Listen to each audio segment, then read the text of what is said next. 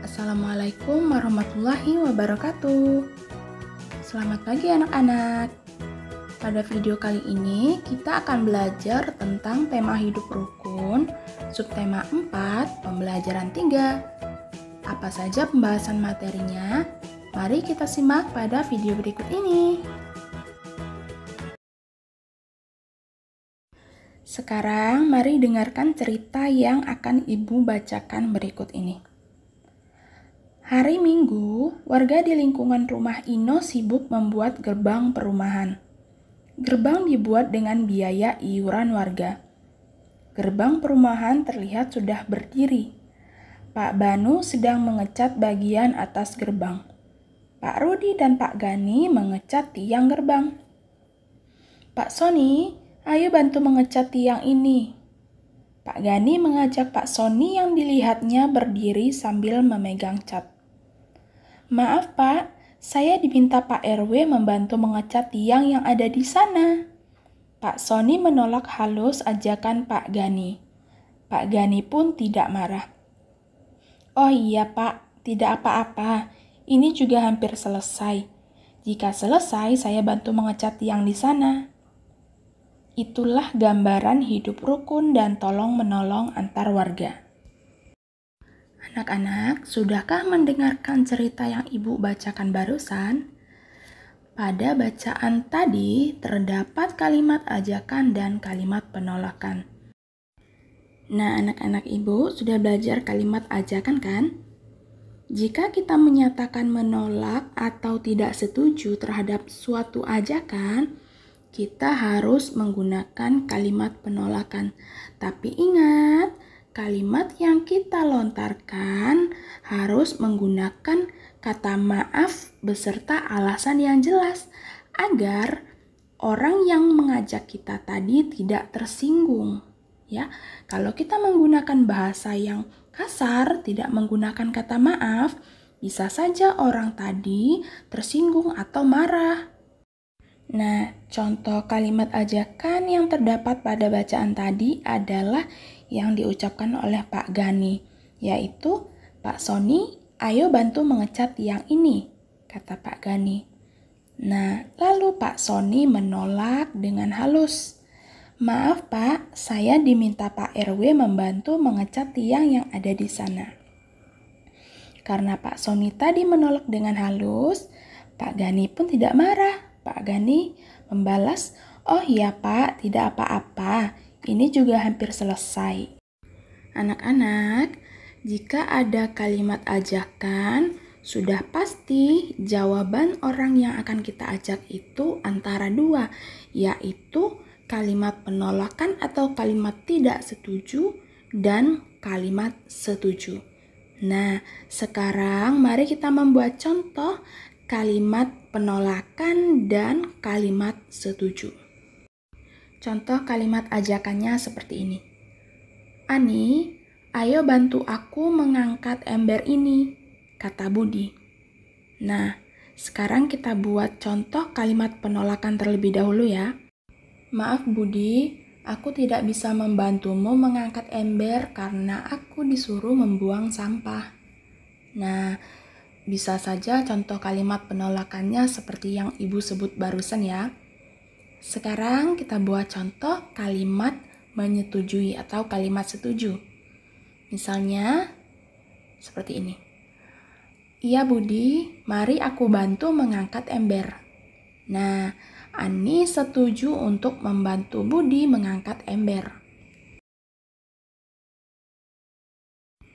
Sekarang mari kita belajar tentang operasi campuran, penjumlahan, dan pengurangan. Jika soalnya berupa soal cerita. Bunyi soalnya seperti ini. Untuk membangun gerbang perumahan dibutuhkan banyak bahan bangunan. Salah satunya adalah batu bata. Batu bata yang sudah dibeli 376 batu bata. Pak Lurah menyumbang batu bata kepada warga sebanyak 452. Batu bata itu sudah digunakan sebanyak 285. Berapa sisa batu bata sekarang? Nah, Untuk menentukan batu bata yang tersisa, gunakanlah cara penjumlahan dan pengurangan susun ke bawah agar lebih mudah. Ya, cara ini sudah kamu pelajari pada pembelajaran sebelumnya kan? Nah, tadi yang pertama, batu bata yang sudah dibeli adalah 376. Kemudian Pak Lurah menyumbang batu bata sebanyak 452. Berarti kita tambahkan batu bata yang sudah ada tadi, kita tambahkan dengan batu bata yang disumbangkan oleh Pak Lurah. Berarti 376 ditambah 452. Kemudian batu bata itu sudah digunakan sebanyak 285.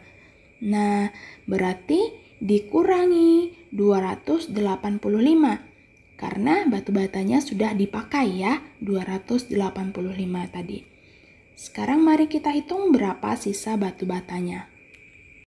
Kita hitung terlebih dahulu 376 ditambah 452. Kita lakukan penjumlahan susun ke bawah ya. Kita letakkan sesuai dengan nilai tempatnya. 376.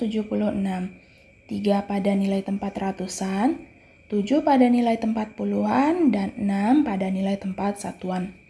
Kemudian ditambah 452.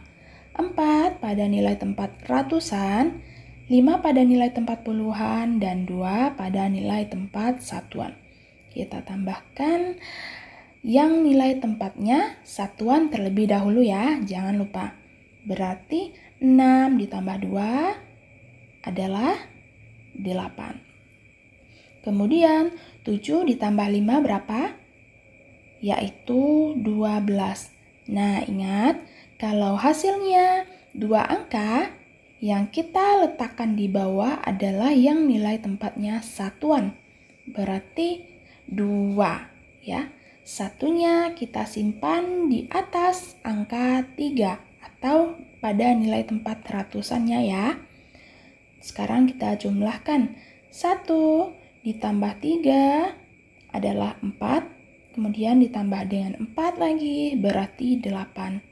Nah, sudah kita dapatkan tadi, hasilnya adalah 828. Sekarang kita kurangi lagi dengan 285 ya. 828, 8 adalah nilai tempatnya ratusan, 2 nilai tempatnya puluhan, dan 8 nilai tempatnya satuan. Kemudian 285, 2 nilai tempatnya ratusan, 8 nilai tempatnya puluhan, dan 5 nilai tempatnya satuan. Sekarang kita kurangi ke bawah ya. Kita mulai dari yang nilai tempatnya satuan. Berarti 8 dikurang 5. 8 dikurang 5 hasilnya adalah 3. 2 dikurang 8 bisa atau tidak? Tidak bisa ya, karena 2 nilainya lebih kecil dibanding 8. Berarti kita pinjam ke depan ke 8 yang nilai tempatnya ratusan. Berarti 8 kita coret, karena sudah kita pinjam 1 berarti sisa 7.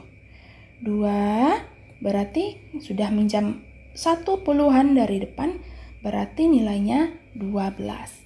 Baru sekarang bisa kita kurangkan. 12 dikurang 8, hasilnya 4. Lalu 7 dikurang 2, hasilnya 5. Ya. Jadi, batu bata yang tersisa adalah 543. Nah, bagaimana anak-anak? Cukup mudah bukan? Itu tadi pembahasan materi pada video kali ini. Semoga bermanfaat. Ibu akhiri, wassalamualaikum warahmatullahi wabarakatuh.